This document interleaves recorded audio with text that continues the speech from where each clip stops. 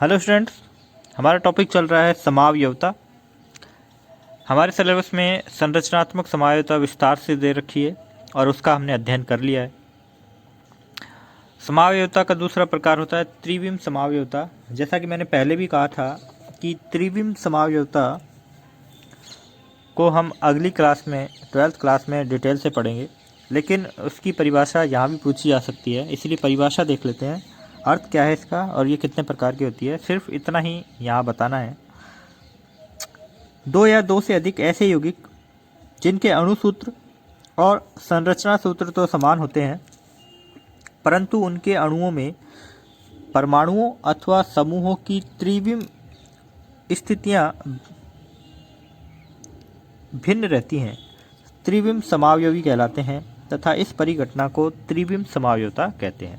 तो देखिए, इसमें महत्वपूर्ण ये है परिभाषा में कि संरचना सूत्र भी समान होते हैं, यानी कि जो परमाणु जिससे जुड़ा हुआ है, जिस कार्बन से जुड़ा हुआ है, वो उसी से ही जुड़ा रहेगा, लेकिन त्रिविम में व्यवस्थाएं इनकी अलग अलग हो जाएंगी और त्रिविम में व्यवस्था अलग होने से ही वो अलग प्रकार का समावयवी कहलाएगा या अलग प्रकार का त्रिविम समावयवी कहलाएगा, और इसी परिघटना को त्रिविम समावयवता कहते हैं। ये दो प्रकार की होती है, ज्यामितीय समावयवता और प्रकाशिक समावयवता। अगला टॉपिक है कार्बनिक अभिक्रियाओं की क्रियाविधि। देखिए, रासायनिक अभिक्रियाएं तो आपने 10th क्लास में भी देखी हैं। अभिक्रिया सीधी देखी है अभी तक हमने कि अभिकारक क्या था और उत्पाद क्या बना, लेकिन अब जैसे जैसे आगे बढ़ते जाएंगे इन अभिक्रियाओं की क्रियाविधि का भी हमें पता होना चाहिए। कुछ अभिक्रियाएं ऐसी होती हैं कि बिना क्रियाविधि के द्वारा उनका उत्पाद का अनुमान लगाना संभव नहीं होता, और क्रियाविधि का अर्थ क्या है वही अब हम देख रहे हैं। सबसे पहले ये देखेंगे कि क्रियाविधि क्या होती है और क्रियाविधि में क्या क्या देखा जाता है। इसकी परिभाषा है कि किसी अभिक्रिया में इलेक्ट्रॉनों का संचलन, आबंध विदलन व आबंध निर्माण के समय की और्जिकी तथा उत्पाद बनने के समय विस्तृत जानकारी व क्रमबद्ध अध्ययन उस अभिक्रिया की क्रियाविधि कहलाती है। इतनी बातें इसमें लिखनी पड़ेंगी कि इलेक्ट्रॉनों का संचलन कैसे हुआ, यानी कि आबंध का जब विदलन हुआ, यानी कि आबंध जब टूटा, उसका विखंडन हुआ, तो इलेक्ट्रॉन किस परमाणु के पास गए। एक बंध दो परमाणुओं को जोड़कर रखता है, तो जब आबंध का विदलन हुआ तो इलेक्ट्रॉन किस तरफ जा रहे हैं, इसको दर्शाना क्रियाविधि में दिखाया जाता है। ऊर्जा में क्या परिवर्तन हुआ, बंध टूटा है तो ऊर्जा कितनी बाहर निकली है, उस क्रियाविधि में वह भी दिखाया जाता है। जो और्जिकी यानी कि ऊर्जा में जो परिवर्तन हुआ उत्पाद या अभिकारक की, उसकी विस्तृत जानकारी क्रियाविधि में दी जाती है। जैसे कि ये एक सामान्य सा प्रारूप हमने बना रखा है क्रियाविधि के लिए कि एक होता है क्रियाधार, जिस पे एक दूसरा आक्रमण करने वाला समूह क्या कहलाता है, अभिकर्मक कहलाता है। क्रियाधार कौन सा होगा, अभिकर्मक कौन सा होगा, ये उस अभिक्रिया पर ही निर्भर करता है। क्रियाधार का मतलब है कि इसमें नए बंध का निर्माण होगा, और अभिकर्मक मतलब अभिकर्मक के परमाणु उस क्रियाधार के परमाणुओं से आकर जुड़ेंगे। ठीक है, तो जो आक्रमण करता है वो अभिकर्मक और जिस पर आक्रमण होता है वो क्रियाधार। बीच में जब दोनों आपस में जुड़ेंगे तो इसके कुछ बंध टूटने शुरू होंगे और कुछ नए बंध बनना शुरू होंगे। इस अवस्था को बोलते हैं मध्यवर्ती अवस्था, यानी कि बीच में एक मध्यवर्ती का निर्माण होता है। उस मध्यवर्ती से फिर किसका निर्माण होगा, उत्पाद का निर्माण होगा। कई बार उत्पाद के साथ साथ कुछ उप उत्पाद भी बनते हैं, जिसे बाई प्रोडक्ट बोलते हैं। तो उप उत्पाद भी मध्यवर्ती से बनते हैं। तो ये क्रियाविधि का प्रारूप है। आगे कुछ अभिक्रियाएं देखेंगे तो उसमें फिर से बात करेंगे। अब देखते हैं कि सहसंयोजक आबंध का विदलन। जैसे कि क्रियाविधि में हमने बात करी कि आबंध का विदलन होता है, इलेक्ट्रॉन किसी एक परमाणु की तरफ जाते हैं, उससे दर्शाया जाता है। तो सबसे पहले यही देखेंगे कि क्रियाविधि को पढ़ने से पहले क्या क्या उसमें परिघटनाएं होती हैं, उन परिघटनाओं का हम विस्तार से अध्ययन करेंगे। सबसे पहले देखेंगे कि किसी क्रियाधार में बंधों का विदलन किस तरह से होता है। जो सहसंयोजक बंध होता है उसका विखंडन या विदलन दो प्रकार से संभव है।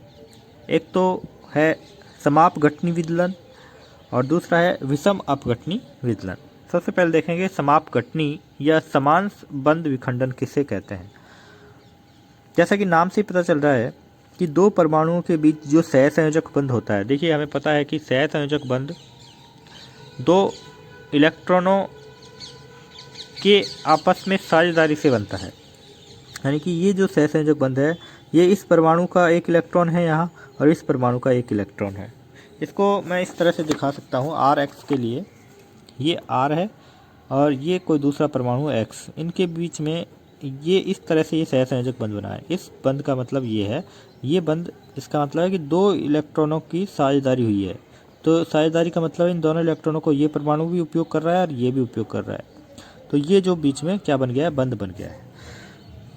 तो समांश विखंडन में क्या होगा कि जब ये बंध टूटेगा तो इसका ये इलेक्ट्रॉन इसके पास और इसका ये इलेक्ट्रॉन इसके पास चला जाता है। ठीक है, यही समांश विखंडन है जिसे अर्ध तीरों द्वारा दर्शाया जाता है। इस तीर का मतलब है अर्ध तीर, इसका मतलब है कि इसका जो इलेक्ट्रॉन यहाँ था वो इसके पास चला गया, इसका इलेक्ट्रॉन इसके पास चला गया। इसे ही बोलते हैं समांश विखंडन।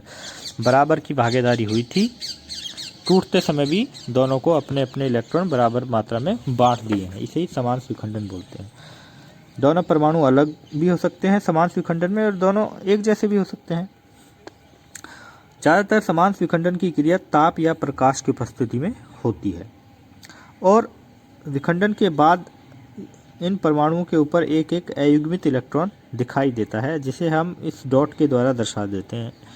यानी कि ये वो इलेक्ट्रॉन है जो बंध में साझेदारी में काम में आ रहा था और अब ये टूटकर इसी के पास आ गया। इस प्रकार की जो ये प्रजाति बनी इसे बोलते हैं मुक्त मूलक।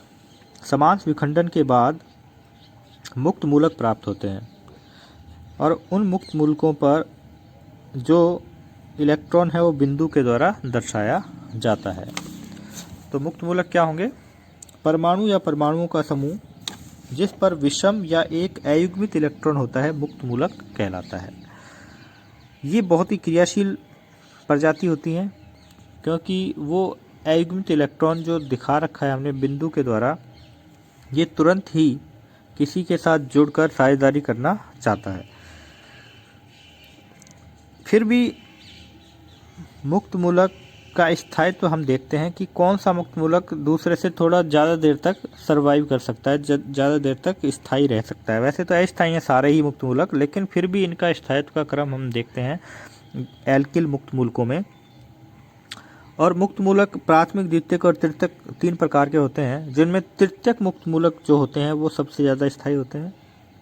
इसके बाद द्वितीयक मुक्त मूलक, उसके बाद प्राथमिक मुक्त मूलक और सबसे कम स्थायी मेथिल मुक्त मूलक होता है। तो परीक्षा में, कंपटीशन एग्जाम्स में मुक्त मूलकों के स्थायित्व का क्रम पूछा जाता है। तो इनका पता कैसे चलेगा कि प्राथमिक कौन सा है, द्वितीयक कौन सा है, तृतीयक कौन सा है? बड़ा ही आसान है कि जिस कार्बन के ऊपर एक बिंदु दर्शा रखा है, यानी कि वो कार्बन के ऊपर वो अयुग्मित इलेक्ट्रॉन है और वो कार्बन अगर तीन और कार्बन से जुड़ा है तो ये पूरा ही समूह मुक्त मूलक कहलाएगा। और कौन सा? तृतीयक मुक्त मूलक, जिसे 3 डिग्री मुक्त मूलक भी कहते हैं। ये सबसे ज़्यादा स्थायी होता है। यानी कि अभिक्रिया करवाने की बारी आती है और इन तीनों से पूछा जाता है कि कौन सबसे पहले अभिक्रिया के लिए जाएगा, तो फिर सबसे पहले ये भागेगा क्योंकि इसका स्थायित्व सबसे कम है और सबसे बाद में ये जाएगा। ये कहेगा कि मैं तुम सबसे ज़्यादा स्थायी हूँ, थोड़ी देर रह सकता हूँ, थोड़ी देर सरवाइव कर सकता हूँ, तो मैं सबसे ज़्यादा स्थायी हूँ। कारण है कि ये अपने इस इलेक्ट्रॉन को अपने पड़ोसियों के पास आसानी से घुमा सकता है। इसके 3 पड़ोसी हैं, तीनों के पास इस इलेक्ट्रॉन को भेज सकता है। कभी डिटेल में जब आगे इसकी विस्तार से चर्चा करेंगे, लेकिन इसके पास 2 ही पड़ोसी हैं इसलिए इसका कम स्थायित्व है। इसे बोलते हैं द्वितीयक मुक्त मूलक। कारण आपके समझ में आ गया होगा द्वितीयक क्यों बोला, क्योंकि जिस कार्बन के ऊपर अयुग्मित इलेक्ट्रॉन है वो 2 ही कार्बन से जुड़ा है, इसलिए द्वितीयक मुक्त मूलक है। जिस कार्बन के ऊपर मुक्त इलेक्ट्रॉन है वो केवल एक ही कार्बन से जुड़ा है, इसलिए इसको प्राथमिक मुक्त मूलक कहते हैं। ये किसी भी कार्बन से नहीं जुड़ा, इसलिए सबसे ज़्यादा अस्थायी है, सबसे ज़्यादा क्रियाशील है। ये स्थायित्व का बढ़ता हुआ क्रम है। जो सबसे ज़्यादा स्थायी होगा वो सबसे कम क्रियाशील होगा। तो सबसे कम क्रियाशील तृतीयक मुक्त मूलक होता है। मुक्त मूलकों के द्वारा होने वाली अभिक्रियाएं मुक्त मूलक अभिक्रियाएं कहलाती हैं।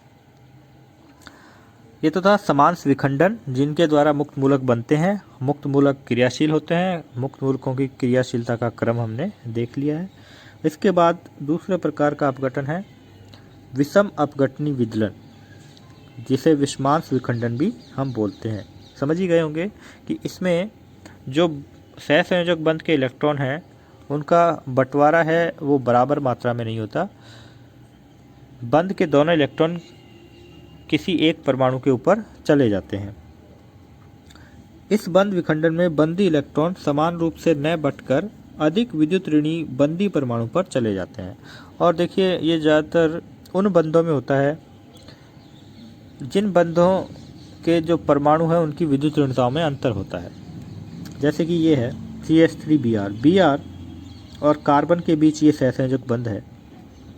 ये जब बंध बना था तो दोनों ही परमाणुओं ने, कार्बन ने और ब्रोमीन ने, अपने अपने एक एक इलेक्ट्रॉन की साझेदारी करी थी।